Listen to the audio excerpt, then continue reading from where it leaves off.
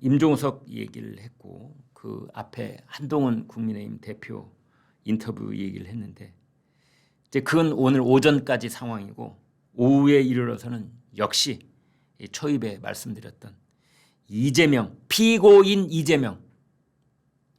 저는요 우리 언론도 이 대목에서는 이재명 대표 하지 말고 이 재판과 관련된 기사에서는 정확하게 피고인 이재명 이렇게 표현을 좀 해줬으면 좋겠어요.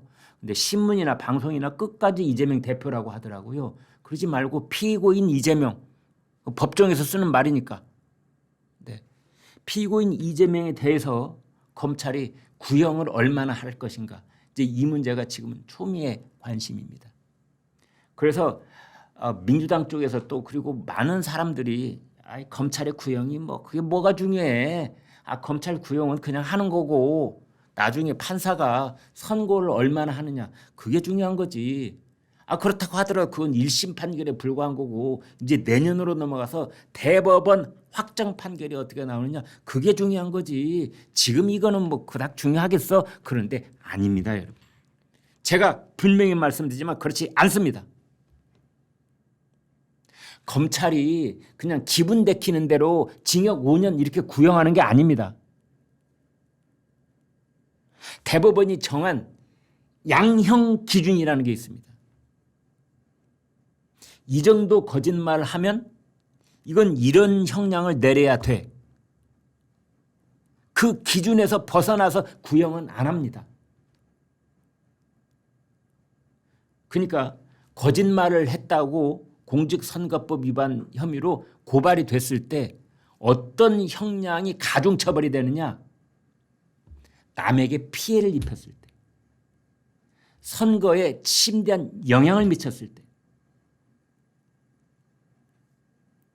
그리고 그것이 널리 전파될 수 있는 거짓말이었을 때.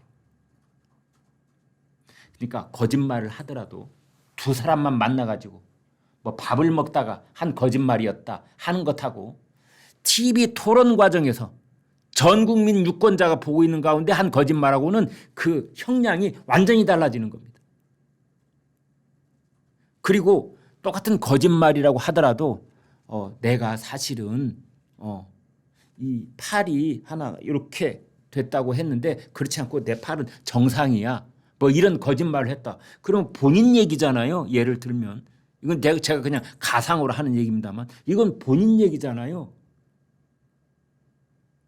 그런데 이번에 이재명이 걸려있는 허위사실 유포 혐의의 공직선거법 위반은 상대방이 있는 겁니다. 첫 번째는 김문기 성남도시개발공사 개발 1처장. 이미 비극적인 생을 마감한 분인데 그분을 모르는 사람이다.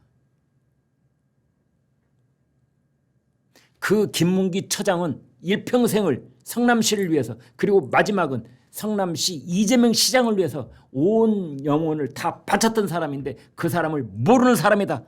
하위 직원이다. 시장님이 그런 아래 직원하고 대화를 하는 것은 기품 떨어지는 일이다.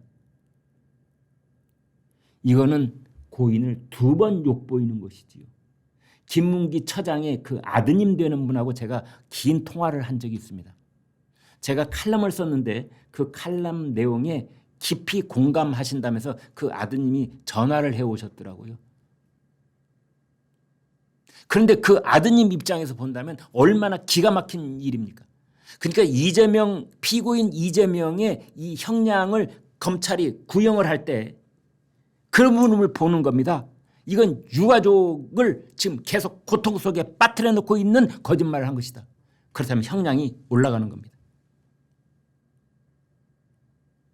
그리고 그러한 거짓말은 선거에 임박해가지고 반복적으로 4번이나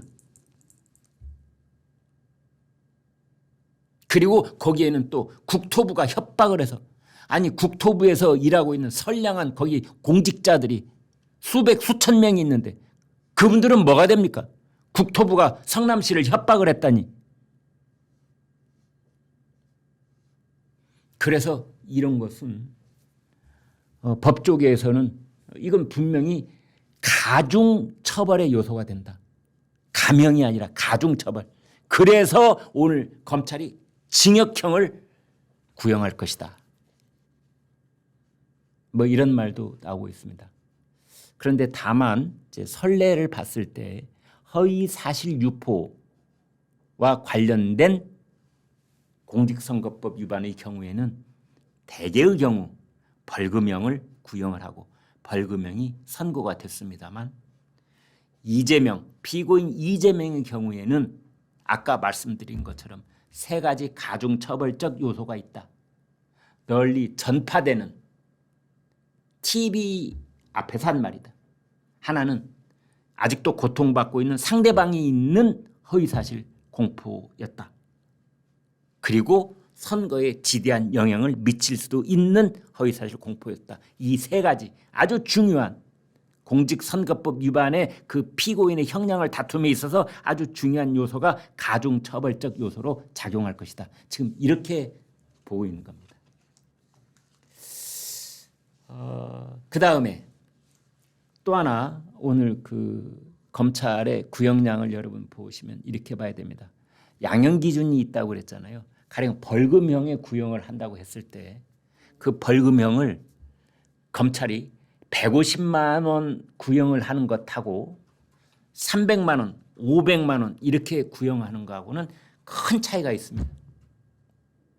가령 검찰이 500만 원 벌금 구형을 하고 1심 선고가 300만 원 이렇게 선고를 하고 항소심이 150만 원 이렇게 선고를 조금씩 깎기는 하지만 최종적인 깎인 액수가 100만 원을 훌쩍 넘을 경우에 그 길이 예상될 경우에 민주당은 크게 동요할 겁니다. 오늘 결심 공판에서 검찰의 구형량을 보면 1심 재판의 선고형량, 항소심의 선고형량, 대법원의 확정 선고형량이 미리 짐작이 된다. 이런 뜻이지요. 그럴 경우에는 이재명이 난파될 수도 있는 배라고 보고 그 배에서 뛰어내리는 사람들이 많아질 겁니다. 나는 흔들림 없는 무덤까지 함께 갈 나는 친명이야 라고 했던 사람들이 갑자기 침묵을 지키기 시작하고 친명이 아닌 척할 가능성도 있고 다른 동아줄을 찾아서 이리저리 저녁 밥자리, 전화 이런 것을 할 가능성도 있다. 저는 그렇게 봅니다. 근데 민주당에서는 뭐 검찰 구형 아무것도 아니고 1심 선고가 나와도 이재명 대표의 그 지위는 굳건하고 흔들림이 없을 것이다. 이제 이렇게들 얘기하고 있잖아요. 그런데 그거는 그냥 대외적으로 하는 얘기고 내부적으로는 아마 여러 가지 시나리오도 있고 아마 대비책도 세우고 아마 그러지 않을까 싶습니다. 공직선거법 위반해서 당선 무효형 피선거권 박탈이 되는 순간 민주당이 지난번에 대통령 선거 끝나고 국가로부터 받았던 보조금 434억 이거 반환해야 되거든요.